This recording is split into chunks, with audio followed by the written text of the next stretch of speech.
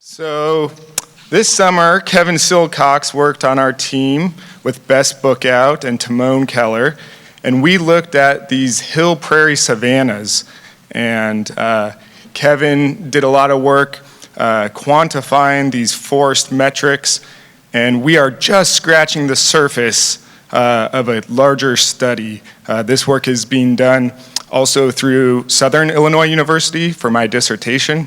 And so I'm very grateful for having 3 students to help me do an insane amount of work.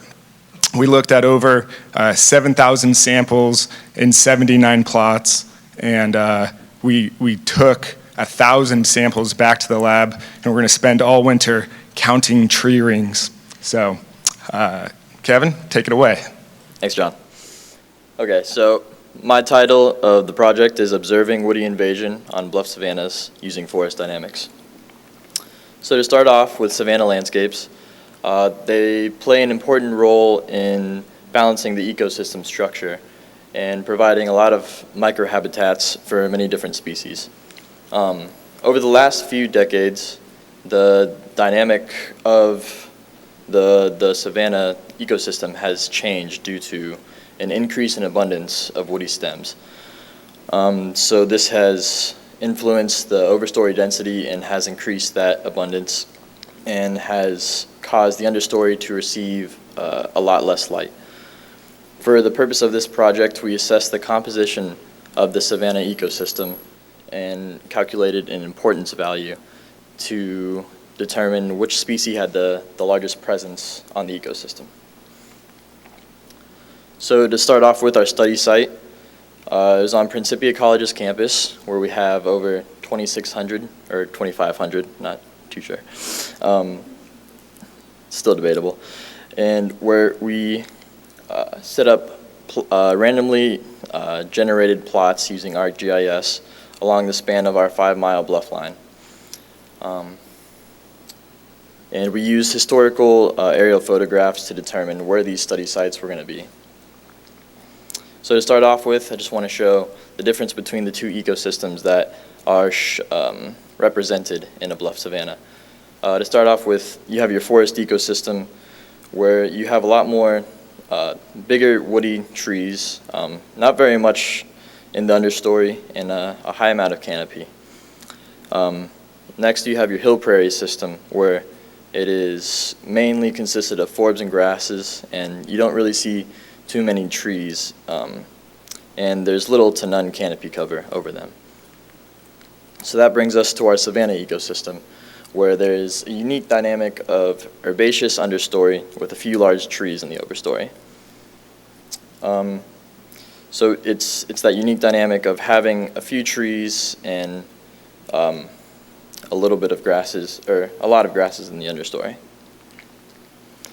So as you see here, here's a picture from 1882, and this is one of our bluff lines that was used in our study, and here's what it looks like today.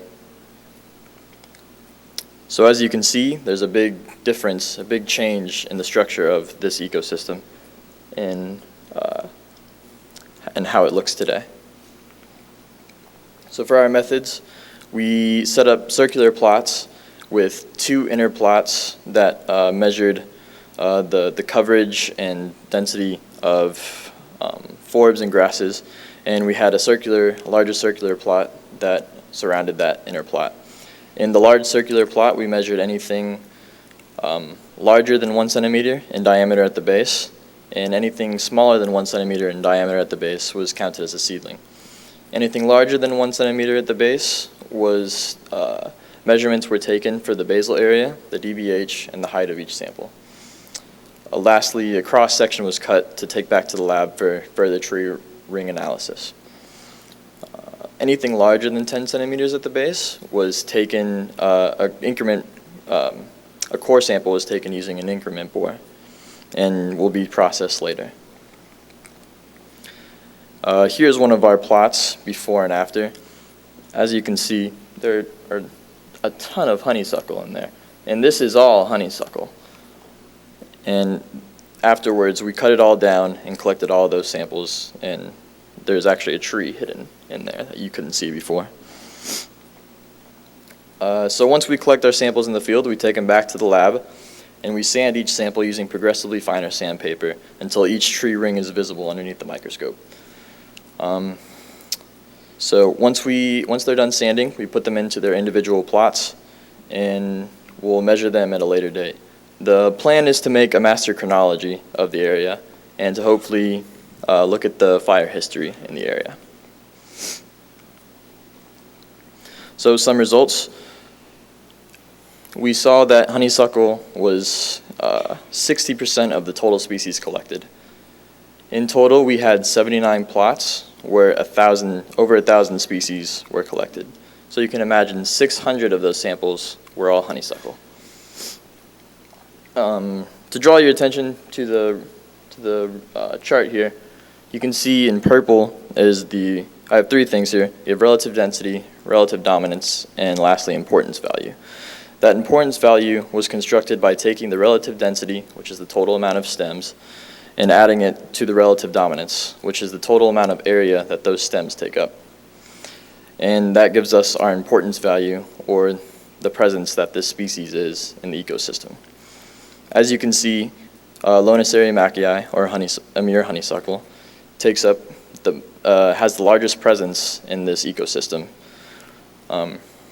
On the next species that you see right after, these are your typical bluff savanna species, or forest species for that matter.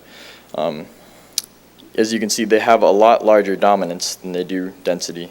And essentially this just means there's a lot less stems, but they're taking up a lot more space.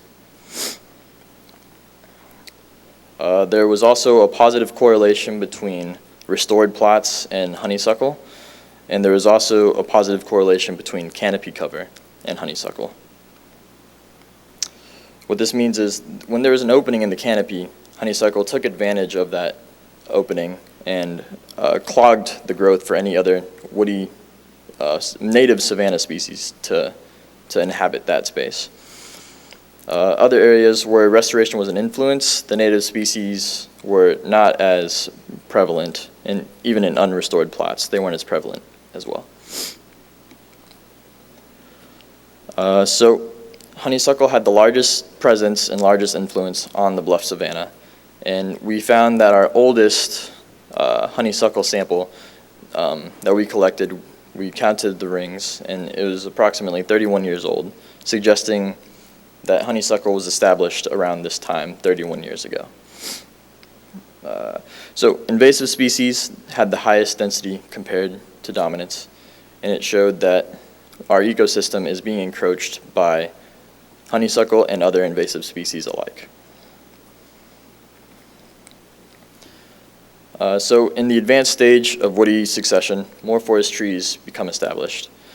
Your typical bluff savanna species, chinkapin oak, white ash, black oak, post oak, their dominance was much higher in comparison to their density. But due to the large amount of honeysuckle, the importance value, the presence of honeysuckle outweighs the amount of native savanna species that we see there. So in conclusion, the evidence shows that the historic natural savannas are disappearing.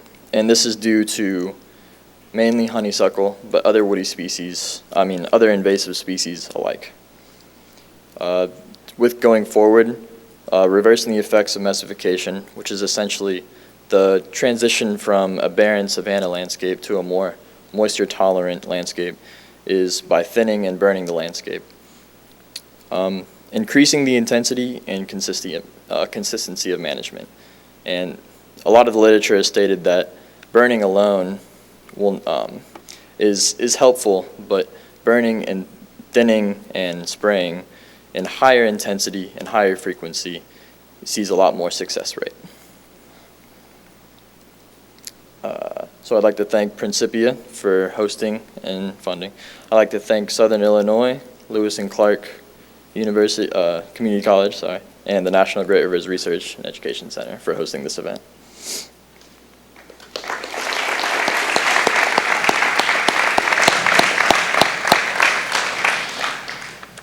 All right, we have a question.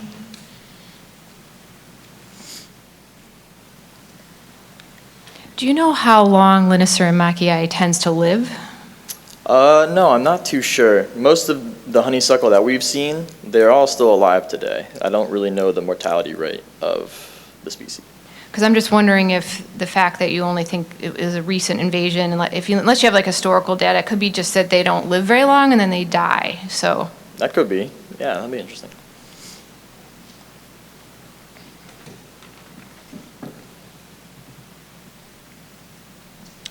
Do you know much about the soils in these bluffs, how deep they are, the chemistry, fertility of them? A little bit. We did run some soil data. I'm not exactly sure about the texture of the soil though, or the makeup of exactly. Okay. And then, I'm a soils person, not a plant person. Is that a cedar, red cedar in that? It is. And I know on our farm, we have a red cedar seems to be invasive. Right.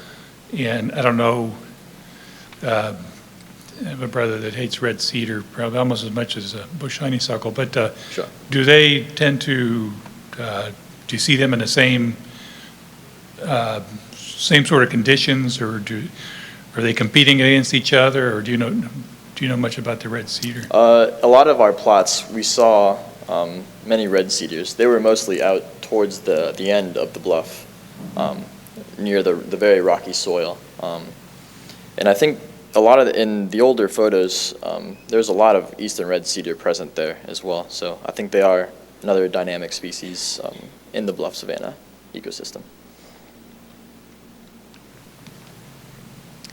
Any speculation where the honeysuckle invaded from? Like, did it come from further east in Illinois, do you think, or?